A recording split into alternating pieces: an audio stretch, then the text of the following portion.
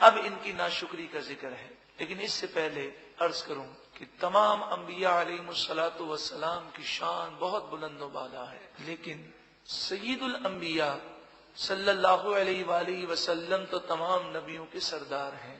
جو معجزات اللہ تعالیٰ نے نبیوں کو عطا فرمائے وہ تمام معجزات، بلکہ ان سے بڑھ کر معجزات میرے آقا صلی اللہ علیہ وآلہ وسلم کو عطا فرمائے۔ تو پتھر سے پانی کا نکلنا عظیم الشان معجزہ ہے، لیکن انگلی سے پانی کا نکلنا یہ اس سے بڑا معجزہ ہے۔ بخاری و مسلم اور دیگر احادیث کی کتابوں میں واضح طور پر یہ بات موجود ہے۔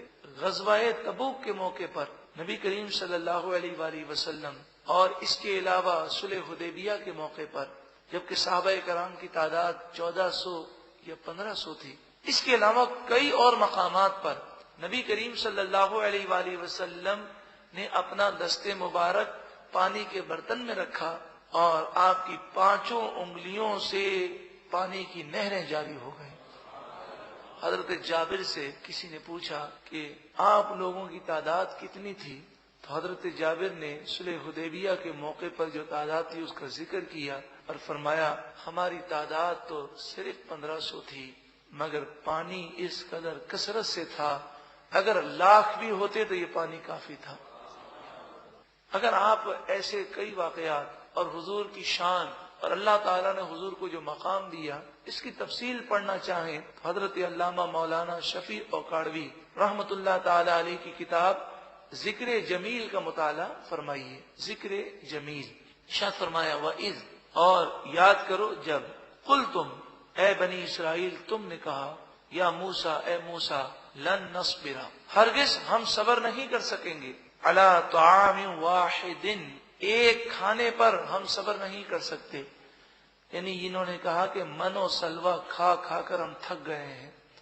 فادع لنا ربک، آپ دعا کیجئے ہمارے لیے اپنے رب سے، یخرج لنا، وہ نکالے ہمارے لیے، مما تنبت الارض، وہ چیزیں ہمارے لیے پیدا کرے جو زمین اگاتی ہے، من بقلھا، یعنی بقل ان سبزیوں کو کہتے ہیں جو پتے سمیت پکائی جاتی ہیں، جیسے پالک ہے، میتھی ہے، ساگ، وقثائھا، قثاء عربی میں ککڑی کو کہتے ہیں، ککڑی، وفومھا، فوم لہسن کو بھی کہتے ہیں اور گندم کو بھی کہتے ہیں، وعدسھا، عدس مسور کی دال کو کہتے ہیں، وبصلھا، بصل پیاز کو کہتے ہیں۔ تو کہنے لگے من و سلوہ کھا کھا کے ہم تھک گئے ہیں، ہمیں ساگ ملے، ککڑی ملے، لہسن، گندم ملے، مسور کی دال ملے، پیاز ملے، ایسی چیزیں ملے جو زمین سے اگتی ہیں۔ یہ ان کی ناشکری کا بیان ہے۔ آج ہمارے یہاں بھی ناشکری کی کیفیات پائی جاتی ہیں، پھر جب روزی بند ہو جاتی ہے تو پھر روتے ہیں کہ نہ جانے کیا ہو گیا۔ ایسے کئی لوگ ہیں جو دسترخوان پر آ کر نخرے کرتے ہیں، بسا اوقات ایسا بھی سنا گیا کہ پلیٹوں کو اٹھا کر پھینک دیتے ہیں، نمک زیادہ ہو جائے، کم ہو جائے، شور شرابہ کرتے ہیں۔ جس نبی کے ہم ماننے والے ہیں، عقید جہاں صلی اللہ علیہ وآلہ وسلم، آپ کی عادت کریمہ یہی ہے کہ کبھی بھی آپ نے کھانے میں عیب نہیں نکالا۔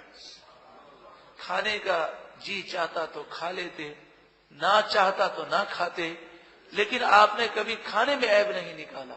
اور رزق کی بے قدری یہ رزق کی تنگی کا سبب ہے۔ آج ہماری شادیوں میں، ہمارے گھروں میں روزی کی بے حرمتی کی جاتی ہے۔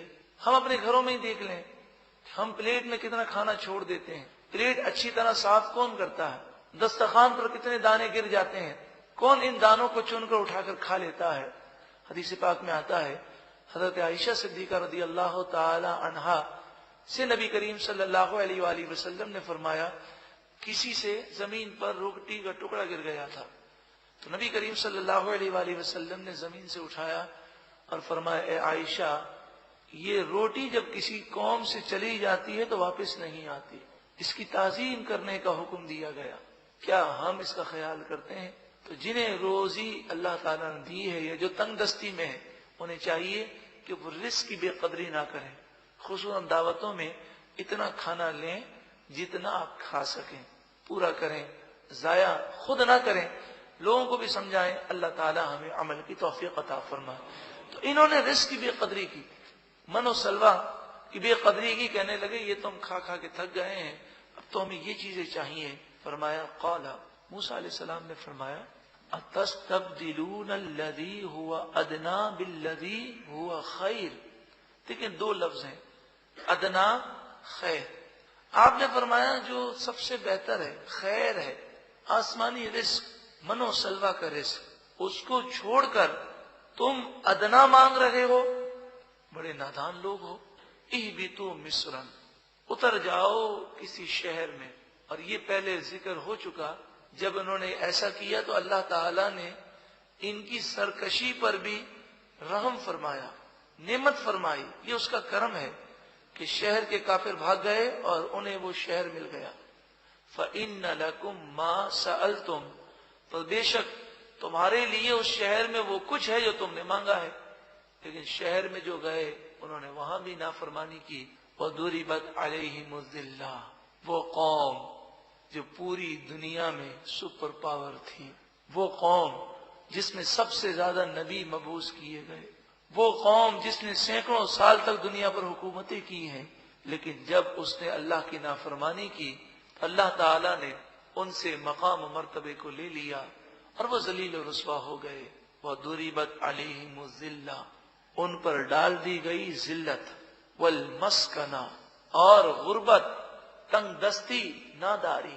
مفسرین فرماتے ہیں امت محمدیہ صلی اللہ علیہ وآلہ وسلم کو نصیحت ہے، ہم بھی مسلمان کہلاتے ہیں، بنی اسرائیلی بھی مسلمان کہلاتے تھے، وہ بھی کلمہ پڑھتے، وہ بھی اللہ کو مانتے، وہ بھی رسول کو مانتے، ہم بھی تمام رسولوں کو مانتے ہیں۔ لیکن جب انہوں نے مسلسل نعمتوں کے باوجود نافرمانیاں کی، اللہ تعالی ناراض ہو گیا اور وہ ذلیل اور رسوا ہو گئے۔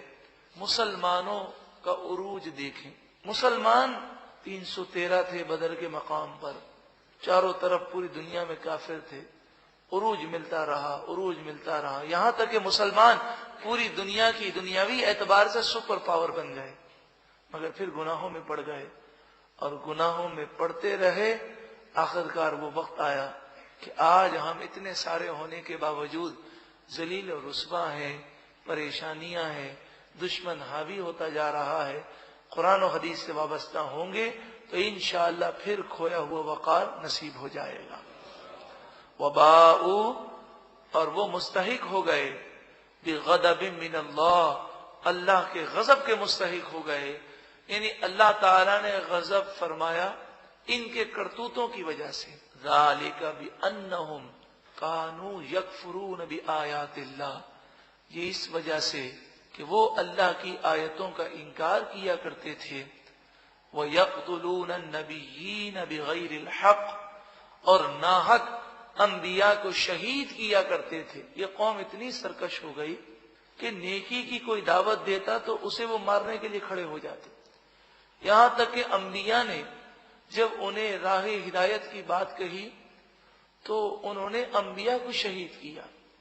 حضرت زکریا علیہ السلام کو اسی قوم نے شہید کیا، حضرت یحییٰ علیہ السلام کو اس قوم نے شہید کیا، بلکہ ایک تفسیر میں تو یہ لکھا کہ بنی اسرائیل میں انبیاء کی کثرت تھی، ہر شہر میں بسا اوقات الگ الگ نبی ہوتے، تو یہ لوگ ایک دن اٹھے صبح کے وقت، انہوں نے کہا کہ تمام انبیاء کو نعوذ باللہ من ذالک ہمیں شہید کرنا ہے۔